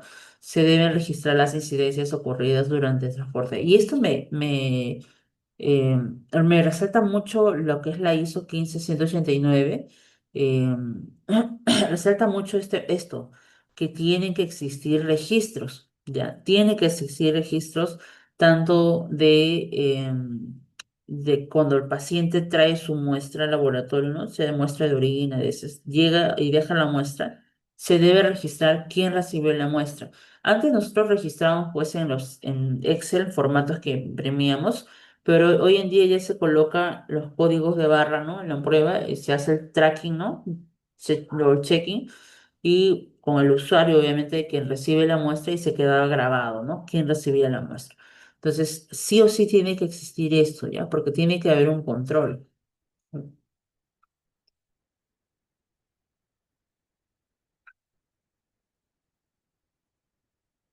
Sí, mire, es importante lo que menciona Víctor Rojas, ¿no? Por ejemplo, y es un problema que hemos tenido siempre y hasta hoy en día con el personal médico, ¿no? ¿Quién toma las muestras de gasometría arterial? Saliéndonos un poco de lo que es transporte. En sí, la toma de muestra de gasometría arterial es considerado un procedimiento médico, sí, porque es un procedimiento invasivo. Pero ¿cuál es la realidad, no? La realidad es que los médicos, muchos de los médicos no toman la muestra, ¿no? Lo realizan, ellos dicen, el área de laboratorio, y el área de laboratorio lo realiza. Por más que se mantiene aún esta disputa, esta pelea, ¿no? hasta el día de hoy, ¿ah? Y esto se hizo más presente en la pandemia. En la pandemia, ustedes saben que en la pandemia cuántas gasometrías hemos tomado diariamente, ¿se imaginan? Hemos tomado muchas gasometrías. Entonces, ahí, el inicio, más o menos a mediados del año 2020 se dijo en los hospitales que los médicos tenían que tomar la gasometría, ¿no? Pero ustedes saben que los médicos no iban a cargarse con esa responsabilidad y no se desistió y hasta ahorita sigue eso, ¿no? Pero lamentablemente, tanto para el técnico de laboratorio, tecnólogo médico en laboratorio, hoy en día se requiere que sepan tomar una muestra arterial. No solamente en la parte, ya es más énfasis en la parte privada, ¿no? En la parte privada, si van a trabajar en una clínica, policlínica o laboratorio privado, sí requieren saber tomar muestra arterial, ¿no? Y eso ustedes lo pueden corroborar entrando a Computrabajo, a Indeed, a lo que sea, estas páginas donde postean trabajos, cuáles son los requisitos, se les pide ahí, ¿no? Que sean expertos en toma de muestra venoso, capilar, arterial y para todo tipo de pacientes, ¿no? Eh, por eso es que hoy en día ya el personal de laboratorio en sí se les está aumentando sus competencias técnicas en ese sentido, ¿no? Entonces sí, lamentablemente es una realidad, pues, ¿no? Que siempre hay no hay una declaración de funciones así muy estricta o clara, ¿no? Por eso es que hasta el día de hoy seguimos realizando estos procedimientos. Y para los tecnólogos igual, ¿no? Tecnólogos tienen que saber, porque si el técnico no realiza o no puede realizar una extracción de sangre arterial, eh, quien está a cargo de los técnicos laboratorios son los tecnólogos, ¿no? Y obviamente quien va a asumir la responsabilidad del laboratorio tiene que ser el tecnólogo. Por eso es que el tecnólogo tiene que capacitarse, sí o sí. Ya obviamente si hay una mayor dificultad y por ahí algún médico los rescata, puede ser, ¿no? Pero lamentablemente pues así nos están exigiendo, ¿no? Ahora, ¿no? Entonces, si hay, por ejemplo, casos en donde en el transporte de muestra de repente, ¿no? Se superen los límites de tiempo, ¿no? O temperatura aceptable no se cumpla, se debe generar o se debe tener una gestión de incidencias. Y esto es para todo, ¿ya? Esto es para todo el laboratorio. La ISO 15189 exige a los laboratorios que se quieran certificar que tienen que manejar gestión de incidencias. Todo debe ser registrado, ya, todo. Si pasó, no sé, pues si no se mantuvo la temperatura adecuada, se tiene que colocar, ¿no? La fecha, hora, quién fue responsable, qué es lo que ocurrió, qué es lo que pasó. O sea, todo esto se debe registrar, ¿no? Porque luego esto ya pasa a un estudio para poder determinar, ¿no? Que quede grabado de evidencia lo que ha ocurrido. Y eso es para todo en realidad, ¿no? Entonces, ¿qué tipo, por ejemplo, de transporte nosotros manejamos? Lo que marca las Naciones Unidas 3373 para lo que es materiales biológicos, ¿no? De categoría B. El triple empaque, ¿no? El empaque primario, que es donde está la muestra, el secundario, que es donde se coloca, pues, la muestra, y el terciario, que es el último, ¿no? El último empaque, que ya puede ser este spooler, ¿no? Entonces, son tres empaques que se manejan para distribuir nuestras muestras. Esto más que todo es cuando se realiza pues el envío de nuestras muestras a otras sedes, a otros lugares, ¿no? Y aquí también vale la pena mencionar acerca del transporte de muestra que traen los pacientes al laboratorio, ¿ya? Que por ejemplo puede ser una muestra de orina, ¿no? Que puede ser una muestra de orina. ¿Cuánto tiempo el paciente tiene después de recolectado la muestra? ¿Cuánto tiempo más tiene para que llegue la muestra de orina al laboratorio? Vamos a ver por acá.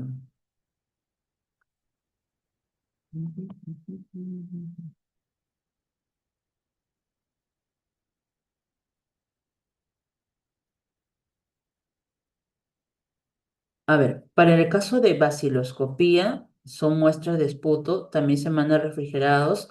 En la muestra de dengue, muestras de dengue. Muestra de dengue, sí. Miren, lo recomendado si son muestras distintas, ¿ya? Si son muestras distintas, sí enviarlo en empaque distinto. Para evitar contaminación cruzada. Pero hay que tener en cuenta también que, por ejemplo, el empaque terciario, ¿no? El empaque terciario va a contener el empaque secundario. Entonces, si por A o B no se tiene más cooler, porque a veces es así, no hay más cooler, solamente hay uno, ¿no? O se transportan diferentes muestras a diferentes lugares, entonces no queda mucho. Solamente tener en cuenta el tema del empaque secundario, ¿no? Porque ahí es donde va a estar el empaque primario. No van a tener contacto, así que no habría tampoco mucho inconveniente, ¿no? Y lo ideal es que no se maneje muchas muestras en un mismo cooler, ¿no? Porque ahí sí puede haber un tema de derramamiento, etcétera, y contaminación. Entonces sí, ¿no? Pero en cuanto a temperatura, es la misma temperatura, así que no habría problema, ¿no? No habría problema. Les decía de la muestra de orina, después de recolectado, tiene el paciente 2 horas, ¿no? Entonces, lo ideal es que el paciente, posteriormente a la recolección, vaya directamente al lugar, al laboratorio a dejar su muestrita. Entonces, ahí hay que preguntarle, y hay una responsabilidad de quien recibe la muestra, de preguntar al paciente a qué hora recolectó la muestra, ¿no? ¿A qué hora lo recolectó? ¿Por qué? Porque en base a eso se va a poder orientar, ¿no? Si esa muestra sirve o no. Yo les digo porque hay pacientes que llegan, claro, obviamente han pasado una cola, fila y todo, llegan a las 8 al laboratorio y tú le preguntas a qué hora recolectó la muestra y dice, bueno, yo lo recolecté a las 4 de la mañana, acá llegué a las 6, pero la cola, el tráfico, etcétera, y miran a qué hora, ¿no? Esa muestra ya no vale, ¿ya? ¿Cómo le dices eso al paciente? Que se levantó a las 3 4 de la mañana a orinar. ¿No? ¿Cómo se le informaría al paciente previamente para evitar esto, ¿no? Porque obviamente para el paciente, pues, muy aparte de que es la incomodidad, ¿no? Llegar, ¿no? O sea, hay varias cositas, hay varios factores o variables que van a ser dificultoso de repente el paciente para poder transportar su muestra, ¿no? Entonces, yo siempre les digo a los pacientes que viven lejos o que van a demorar en llegar, que si es una muestra de orinita, por ejemplo, ¿no? Que compren su cajita de Tecnopor, le metan ahí algunos hielitos y pongan su muestra ahí, ¿no? Cosa que si por AOV hay un tema de tráfico, que ahorita el tráfico está terrible en Lima, pueda soportar la muestrita, ¿no? Entonces es bueno nosotros que le brindemos a los pacientes ciertas opciones, ¿no? O sea, la idea no es complicarle la vida al paciente, no dice, ¿sabe qué? Usted vea cómo lo trae, pues, ¿no? Ya es su problema, pues, ¿no? No, no es eso tampoco. Entonces hay que siempre apoyar a nuestros pacientes porque si el paciente va a decir, bueno, le diré pues que le mentiré que hice a tal hora, ¿no? Al final uno se da cuenta cuando la muestra está contaminada, cuando lo vemos al microscopio. Entonces puede ahí, o sea, no va a valer, pues, no va a valer, ¿no? Lo que nosotros realicemos, ¿no? Y esto también es importante, ¿no? ¿Cuáles son los cuidados que uno debe tener al momento de recibir una muestra? ¿Y qué medidas tomaremos ante una identificación de una muestra derramada, ¿no? ¿Qué pasa si al momento de recibir una muestra, la muestra está derramada? Y esto es algo que pasa muy seguido, ¿no? Llega el pacientito, no ha tapado bien el frasco y la muestra está derramada. Y todavía te lo traen en bolsita, ¿no? ¿Han visto que traen en sus bolsitas ahí bien amarradito y está derramado todo el orina? Ahí hay una contaminación, no vale la muestra. Lamentablemente no se puede recibir, se tienen que generar incidencias. Pero si por ahí, y me lo dice la ISO 15189, me lo dice, ¿no? Si por A o B se tiene que recibir una muestra, se tiene que procesar una muestra que no cumple las condiciones adecuadas, se tiene que obligatoriamente colocar al momento de brindar los resultados, se tiene que colocar en observaciones cómo se recibió esa muestra. Ya, tienes que colocar cómo fue o cómo se recibió la muestra, en qué condiciones se está entregando, ¿no? Porque ya el médico va a evaluar el resultado frente a esa condición, ¿ya? Eso hay que tener muy en cuenta, ¿ya? Ahora, en cuanto a la conservación y almacenamiento de las muestras, ¿no? Cuando hablamos de conservación y almacenamiento, nos vienen dos palabras en la mente, ¿no? Bueno, las dos fases, preanalítica y posanalítica. En ambas se va a manejar lo que es conservación y almacenamiento. Ya abarca tanto de manera temporal, ¿no? Antes del análisis, que es la preanalítica, y, de repente, y lo que es a largo plazo, la parte postanalítica, ¿no? Cuando ya se analizó las muestras y se quiere guardar, ¿no? Igual, ¿no? Hay que tener condiciones muy definidas, hay que definir y documentar las condiciones de almacenamiento. La ISO 15189 menciona mucho, si se han dado cuenta ustedes, la parte de la documentación. El laboratorio, muy aparte el laboratorista, mejor dicho, muy aparte de manejar todo procedimiento técnico y operativo, necesita manejar procedimiento documentario. Necesitamos saber y aprender cómo documentar, cómo gestionar, ¿no? Porque esta es una parte de gestión, cómo realizar nuestra gestión, de repente, ¿no? Nuestros procedimientos operativos estandarizados, cómo realizar nuestras documentaciones de procedimiento, o sea, todo tenemos nosotros que tenerlo ahí bien documentado, ¿no? Bien registrado. Y en base a eso, porque eso va a ser como una guía para mi personal o las personas que trabajen conmigo, para que puedan trabajar de acuerdo a lo que me pide la ISO, ¿no? Si es que yo me quiero certificar y trabajar de una manera estandarizada. Y ahora, entonces, la conservación y la muestra, de las muestras también va a depender, ¿no? De la naturaleza de cada muestra, la estabilidad de las muestras y magnitudes, ¿no? El acceso y trazabilidad también es importante, la localización y trazabilidad también es interesante. ¿Por qué es importante mantener la conservación de muestras? Porque yo les comento, ¿no? Y eso siempre yo lo he visto. Eh, Hay laboratorios que reciben las muestras, ya sea, ¿no? De orina, por ejemplo, en la mañana, 8 de la mañana. Pero de 8 a 10 y medio, 11, no se procesa a partir de las 11, ¿no? Que ya se terminan las tomas de muestra. Entonces, ¿qué se hace con esas muestras de orina? ¿Las mantenemos a temperatura ambiente? O sea, ¿de qué sirvió que el paciente vino corriendo de su casa, ¿no? Y tomó de todo, vino en avión, en barco, hizo de todo para llegar 2 horas antes? Si al final tú le recibes y colocas la orina a temperatura ambiente por más tiempo, ¿de qué sirve? O sea, se está rompiendo nuevamente esta parte de las condiciones, ¿no? Entonces está bien, no se va a procesar ahora la muestra de orina, hay que guardarla, ¿no? Hay que refrigerarla hasta su proceso para evitar que exista una exacerbación de crecimiento microbiano, ¿no? Que esa es la idea de la conservación. Entonces, hay muestras, por ejemplo, ya pruebas que necesitan que el suero o el plasma se mantenga congelado. Entonces, igual, se realiza la extracción de sangre, se centrifuga, se separa el plasma. Esta preparación de la muestra, de la muestra se prepara, ¿no? Se separa el plasma y se congela inmediatamente, ¿no? Se congela. Así congelado se tiene que mantener la muestra hasta ser procesado, ¿no? Porque usualmente son pruebas especiales que se derivan o se referencian. Entonces, nuevamente, el laboratorista tiene que conocer sus documentaciones, tiene que conocer o tener en cuenta dónde están las indicaciones para cada prueba, ¿ya? Si de repente no nos vamos a poder memorizar al tal cual, pero es necesario saber dónde está ese archivo que me va a dar tal información, que yo también le voy a brindar al paciente, ¿no? Y yo también lo voy a tener en cuenta para saber cómo voy a tomar la muestra, qué tubo, qué color, o sea, cuál es la preparación. Entonces, eso existe, chicos. Los laboratorios ahora tienen que tener eso y la mayoría que yo conozco lo tiene, eh, para mejorar sus procesos, ¿no? No solamente procesos de extracción de muestra, sino también todo lo que abarca la fase preanalítica, ¿no? Entonces, esa documentación tiene que ser clara, tiene que ser concisa, tiene que ser de fácil entendimiento, ¿no? Y obviamente que el personal tiene que conocer, ¿no? Se les haga más fácil, ¿no? Porque ya cuando ya se procesa todas las pruebas y se quiere guardar, ya es otro asunto, pues, ¿no? Es otro asunto. La trazabilidad. Cuando hablamos de trazabilidad es más que todo para poder ubicar la muestra, ¿no? Ya, tú lo recibiste, tú guardaste a que se procese, pero traquéalo porque está grabado que tú recibiste la muestra, ¿no? Y ahora manejamos todo esto con tracking. No se puede perder una muestra, ¿ya? No se puede perder.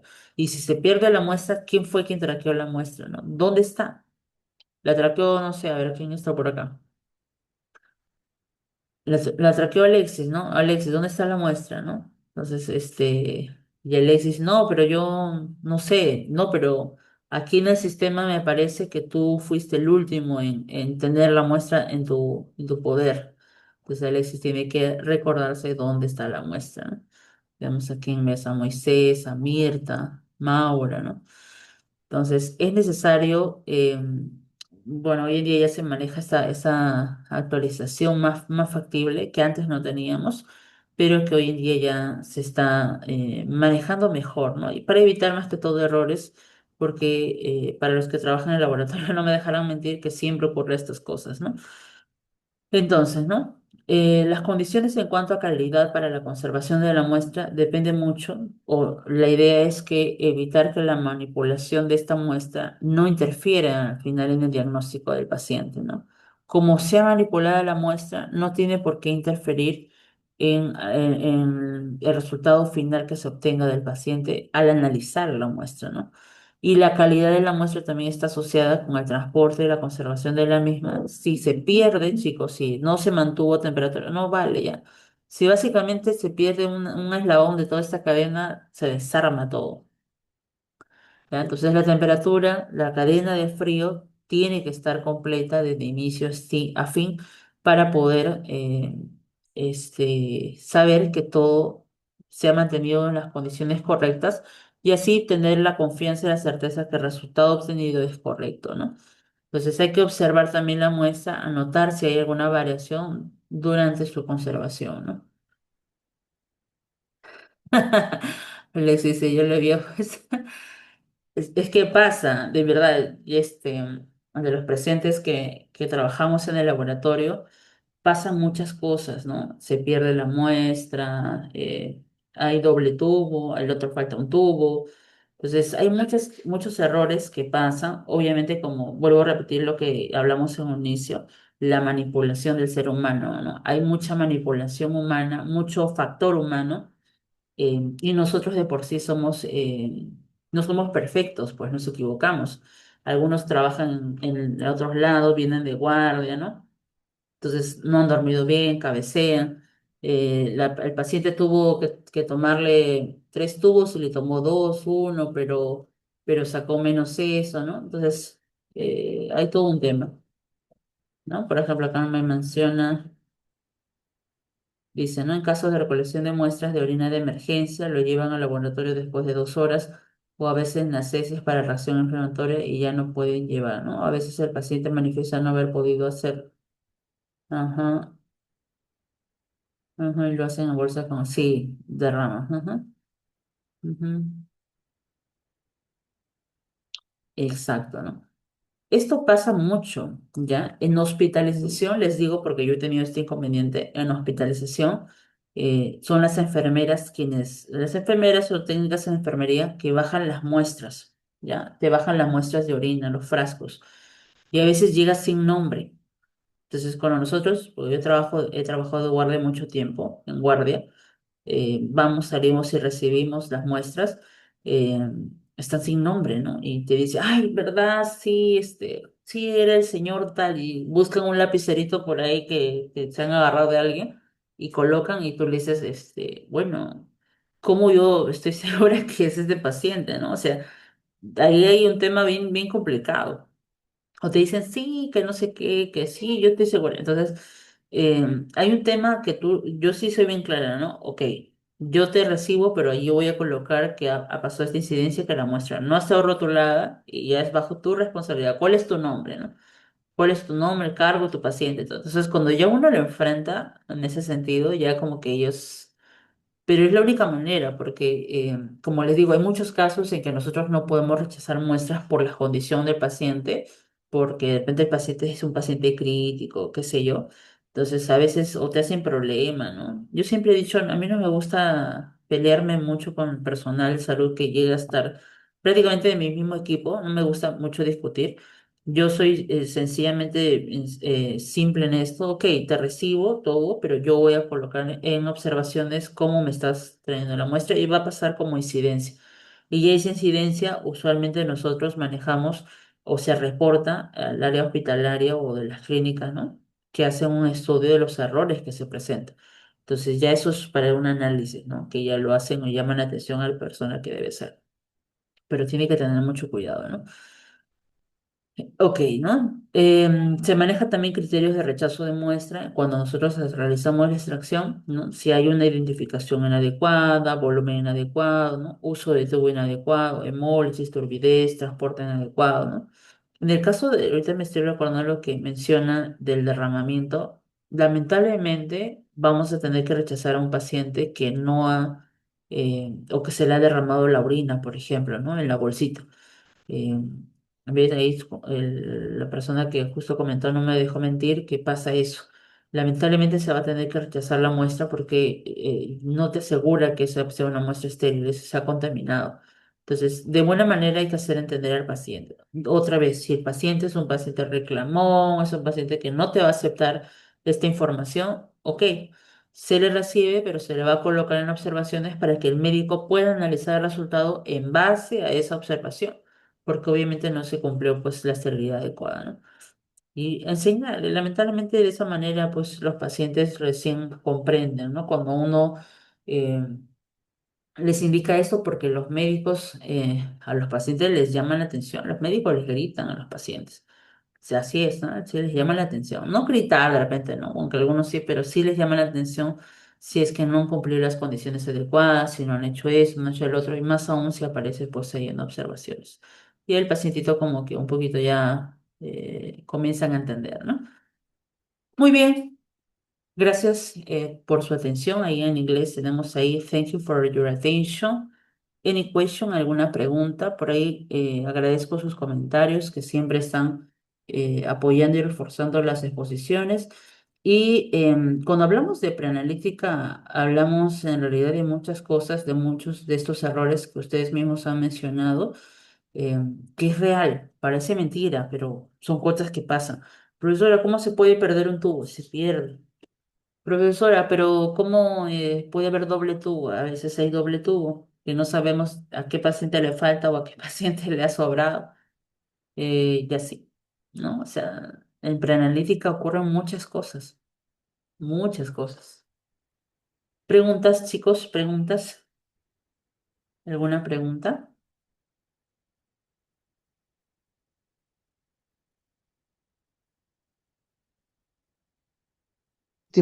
Estimados participantes, se ha abierto la ronda de preguntas. Cualquier duda, curiosidad, pueden hacerlo llegar por medio escrito a la licenciada y ella cortésmente lo responderá.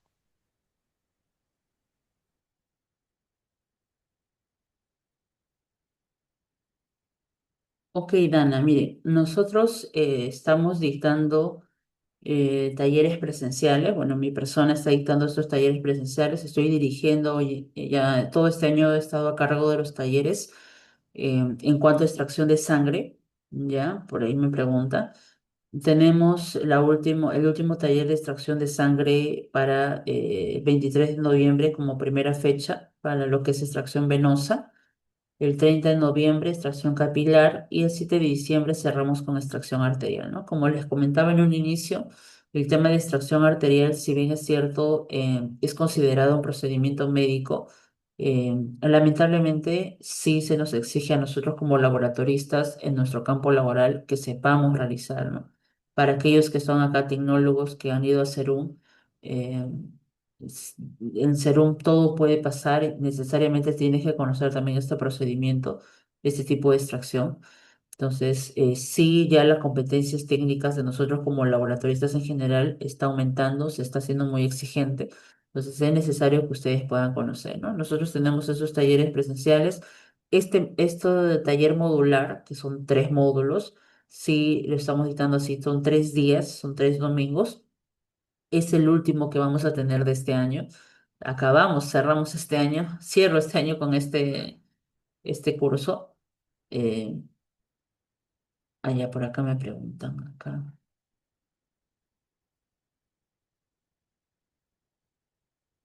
300 soli, ¿no? Soli. En 300 mililitros, los 75 gramos. Ojo que los 75 gramos es para adulto, ¿ya? Para niños es diferente la concentración. ¿Ya? Es 1,75 gramos por kilogramo de peso. En niños es distinto. Son pocos los niños que van con esta prueba, pero por ahí debe haber alguno, ¿no? Entonces nosotros cerramos, Dana, estos talleres presenciales de extracción de sangre. También ya tenemos fechas de los siguientes cursos presenciales, ¿no? Microscopía básica, uroanálisis, enteroparásitos, ¿no? Por ahí Juan va a pasar el link para aquellos que quieran el certificado del curso que se ha dictado el día de hoy, de lo que es del webinar. Ahí Juan les compartes a los chicos por el chat, sí, para los que desean el certificado. Entonces, no sé qué preguntas pueden Sí, abrir. licenciada, está en proceso. Ok.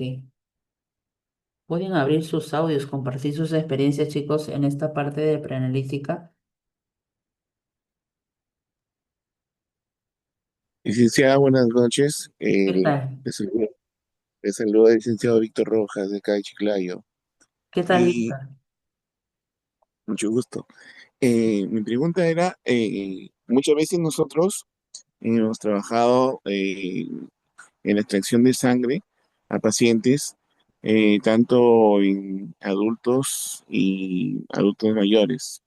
Ujú, En raras ocasiones, por decir, al, al querer extracción, obtener la extracción de muestra con aguja al vacío o vacuteiner, muchas veces en adultos mayores no se les puede hacer porque a veces tienen las venas poco frágiles, ujú, ¿no? Y en ese caso, al momento de extraer, se nota que no hay digamos, el vacío al tubo, ¿no?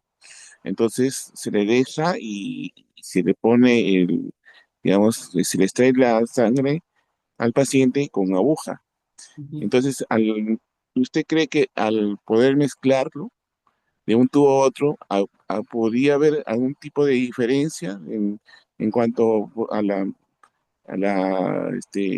posiblemente relación que pueda tener a los resultados? A ver si entiendo un poquito. O sea, le tomas la muestra con extracción al vacío, luego deja de salir y le completas con aguja libre, o me estás hablando de si la aguja, tomar muestra con aguja libre me va a salir igual. No te entendí mucho, muy bien eso. No, decía que sí era posiblemente si es que ya no se pudiera hacer con la aguja Vacutainer, se podría hacer ya con aguja libre, ¿no? Ya, miren, con aguja, justo esto nosotros lo vemos en el taller. Nosotros cuando realizamos el taller de extracción venosa, mencionamos esto, ¿no? Que nosotros tenemos cuatro técnicas de extracción venosa. Ya, la extracción con una aguja libre, por ejemplo, Víctor, no sé, nosotros comenzamos extracción venosa realizando de esta manera, con aguja libre, incluso con tubos de ensayo, que eran los tubos de vidrio. Se comenzó realizando eso, de repente hay algunos que les sorprenderá, pero así se hacía. Y cuando eran pruebas para coagulación, a los tubos, estos tubos se les agregaba dosis de anticoagulante, ¿no? Y se realizaba esta toma de esa manera. Luego pasa el tiempo y se crean pues los tubos Vacutainer, ¿no? El dispositivo y todo, todo ello. Pero antes no era así, antes era aguja libre. Ahora, no es que el resultado te vaya a salir diferente, sino por qué se mejora o por qué cambia el dispositivo a extracción al vacío. Si ustedes se han dado cuenta, la extracción al vacío, la sangre va directamente al tubo. Nosotros como tomadores ya no, nosotros no tenemos ese riesgo de tocar la sangre, ¿no? Entonces, la idea de de la mejora de la técnica, por así decirlo, es para eso, por el tema de bioseguridad, de evitar que el personal del laboratorio esté expuesto a esta muestra biológica que puede tener muchos patógenos, que es la sangre, ¿no? Entonces, por eso es la idea. Pero por obvio, y obviamente, paciente es un paciente complicado, no le voy a poder tomar con Vacutainer. Tengo que usar otra técnica. En este caso, para los adultos mayores, puede ser la alita, ¿no? Que son agujas pequeñas con más factible, o puede ser aguja libre, que también es otra técnica factible. Pero tengo que tener mucho cuidado, porque si le voy a tomar varios tubos, tiene que ser súper rápido con apoyo de alguien para que si tiene tubos que contengan anticoagulantes, me ayuden a hacer la homogeneización. Porque obviamente la aguja libre, ¿cuál es lo negativo? Que yo adquiero por goteo. Entonces, el tema del goteo hay una demora. Y ahí puede ser el tema de la dificultad, ¿no? Pero no es que si yo le tomo con aguja libre para glucosa y le tomo con bajotenía para glucosa me va a salir diferente, no. No, no va por ahí el asunto. Licenciada, buenas noches, disculpe. Otra preguntita que le quería hacer también era Dime. en pacientes, por decir, que son muchas veces obesos Ujú. o que tienen, digamos, están hinchados, ¿no? Y están en hospitalización, Edematizados. tienen matizados, ¿no? Ujú. En ese caso, por decir, ¿qué podríamos hacer o qué medidas podemos tomar para poder, digamos, tener esa extracción de sangre y no perjudicar más al paciente, ¿no? Ujú. Sí, porque pincharle para buscarle una vena, aunque hay una técnica en paravena en obesos, es muy diferente a pacientes edematizados, ¿ya? En el caso de los pacientes obesos, yo he llegado a tomar muestra de vena, pero adivinen con qué, con un ángulo casi de 90 grados. En vena, estoy hablando en vena, porque obviamente, ¿no? Son bien obesos, entonces la aguja tiene que entrar profunda y a 90 grados casi. O se puede aplicar también otros tipos de técnica, ¿no? Dependiendo. Pero en el caso de los pacientes de UCI que están edematizados, muchas veces ya sus venas están colapsadas. Entonces, tomarle muestra de vena ahí es complicado, incluso hasta muy difícil, porque el poco acceso venoso que han tenido, las enfermeras lo han usado para canalizar. Entonces, a nosotros a veces nos dejan sin opción de tomarle muestra venosa. Entonces, ya nosotros en UCI lo que realizamos sí es la extracción de sangre arterial. Entonces, la sangre arterial es una opción para tomar la muestra también, ¿no? Obviamente no para, o sea, muy aparte del AGA, estamos hablando muy aparte del AGA se realiza en este caso para extracción de con sangre arterial para pruebas que pueda tener de bioquímica, hematológicas, ¿no? Esa es una opción, porque vena no le vas a encontrar al paciente, ¿no? Vena no le vas a encontrar. Hay pacientes edematizados que sí en la manito, ¿no? En la manito están edematizados, pero en la manito le agarras un poquito de algodón con alcohol presionas, ¿no? Presionas la manito, presionas bien, bien, bien, y ahí vas a ver cómo aparece la vena, ¿no? Comienza a bajar la hinchazón y ves cómo va apareciendo la venita. Licenciada, y cuando hay pacientes, por decir, que tengan las dos manos Ujú. con suero, y en ese caso En los pies. tendría que buscar en los pies, Ajá, pero en los pies. a veces, muchas veces los pies son frágiles y no se le encuentra pacientes, por ejemplo, en adultos mayores, con una vena que sea adecuada para poder tomar o hacer extracción. Ajá. En ese caso, ¿qué podríamos hacer? Eh, ya si por A o B, mira, si no hay manos y brazos, es pies. Si no hay pies, te vas a femoral. Arteria femoral, ¿no? Las opciones, porque si no hay manos y brazos, lo más seguro siempre son pies, ¿ya? Lo más seguro, siempre, siempre es la segunda opción. Ya si no hay pies, arteria femoral, es la única, ¿no? En ese caso. Pero sí, lo más posible, obviamente, la femoral siempre debe ser la última opción, ¿no? Por ser un poco más invasiva. En pies no solamente tenemos la parte del talón, tenemos también la arteria dorsal del pie, ¿no? O sea, hay varias opciones ahí sí o sí tiene que salir, sí o sí. Así nosotros, yo siempre le digo a los chicos cuando llegamos extracción de sangre, nosotros cuando hacemos este tema de flebotomista y va el tema de lo que me pregunta Segundino, me dice, los tecnólogos médicos están obligados.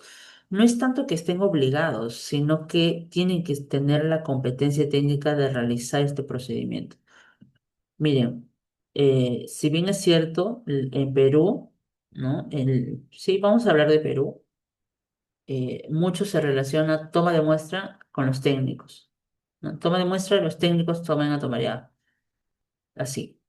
Hay algunos lugares, de repente, o puede pasar que el técnico no puede tomar la muestra, a quien van a llamar es al tecnólogo, porque se supone que el tecnólogo sabe más que el técnico, ¿no? Se supone. Es más capacitado en todo, ¿no? Porque incluso hemos hecho internado y todo, serum. Entonces, se sobreentiende que el tecnólogo maneja mejor la capacidad de tomar muestra. Entonces, está dentro de su competencia técnica de saber, sí, porque a nosotros nos enseñan y nos forman en ese sentido, ¿no? Perdemos la práctica, ¿por qué? Porque en muchos lugares el personal técnico es quien se encarga de realizar el procedimiento, pero no quiere decir que nos resta chamba, ¿no? Y me ha pasado, o sea, los chicos cuando vienen, tecnólogos vienen al curso, ven ese tema, ¿no? Licenciada, me voy al Serum y yo sé que en Serum voy a tener que tomar la muestra yo y la verdad es que yo he perdido mucha práctica. Entonces, ese es un problema, ¿no? Por eso les digo, o sea, no es tanto que estén obligados, aunque sí en algunos lugares, y ustedes lo pueden ver, visiten CompuTrabajo, otras cosas, otras plataformas de trabajo, y dice ahí que tiene que saber tomar muestra, ¿no? Porque puede tocarte un momento y no puede tomarte desapercibido, ¿no? No siempre tiene que estar preparado para todo.